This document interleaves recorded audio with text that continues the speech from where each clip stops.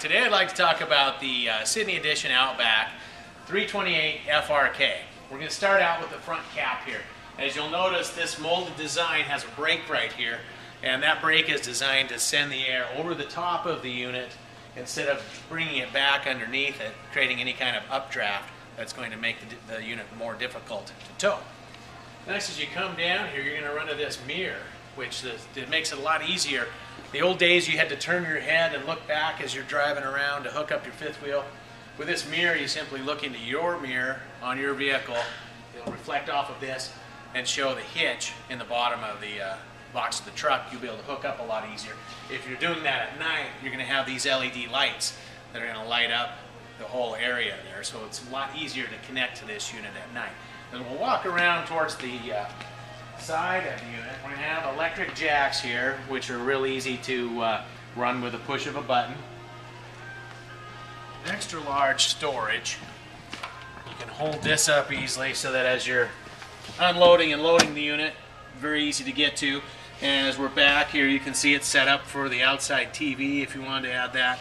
And you can see the aluminum frame that goes along with it. There's also a nice light in here so that you can load and unload things at night.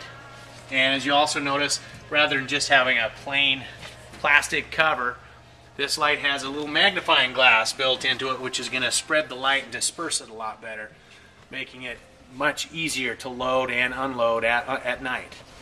Now let's move on down here. As we get towards the door, you'll notice it's a radius door, which is a stronger, better door system than the old square style door, which can warp easily. When we get down to the stairs, you'll notice these are radius stairs.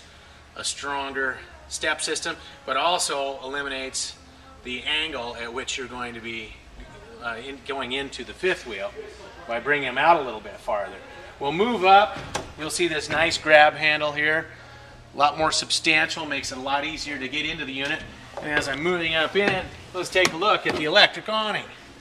We'll give you a little demonstration of the awning here. We can extend it out. You can stop it at any point. You can continue bringing it out, bringing it in.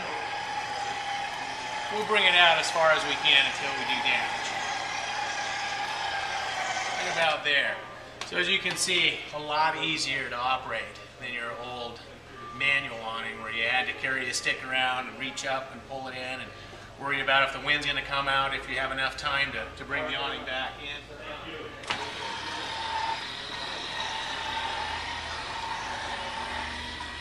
We'll bring it back in a little ways out of the way. Now they come back down, we'll take a look at the slide outs. Now a lot of slide outs, especially if you're looking at older slide outs, they're going to have this rubber trim here, which is a gasket to keep water and dust from entering the unit. A lot of companies like to glue these on. When you get hot sun, cold temperatures, that glue eventually deteriorates and your gasket's going to fall off of it. These are in the metal tracks. They slide in, they stay in. So you're not going to ever come out here 100-degree temperatures and look up and see your rubber gasket falling off because it's in a track and it holds it securely. Then we'll walk around. Now you'll see the fiberglass exterior, which is an R9 sidewall. You have block foam, laminated sidewall with aluminum studs. This lower area here is aluminum. It's an area where sometimes people might hit a tree or something. It can be fixed real easily and doesn't have a lot of weight. Eliminates the weight. We'll move back over to this area. One thing that Outback does that the majority of the companies don't do is they put their jacks on here at an angle. By doing that, it's a lot stronger system.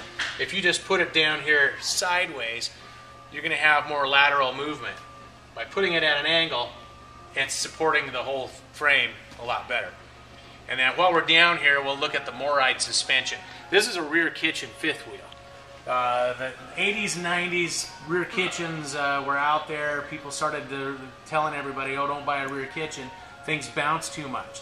That's true with the old suspension.